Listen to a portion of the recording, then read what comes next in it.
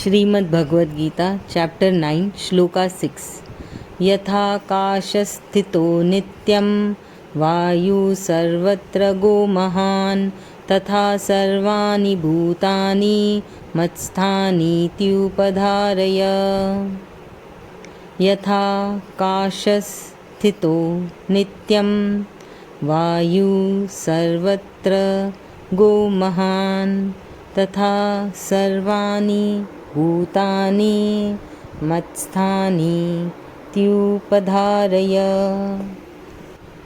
Shrimad Bhagavad Gita chapter 9 श्लोका 6 यथाकाशस्थितो नित्यं वायु सर्वत्र गो महान् तथा सर्वाणि भूतानि मत्स्थानीत्युपधारय।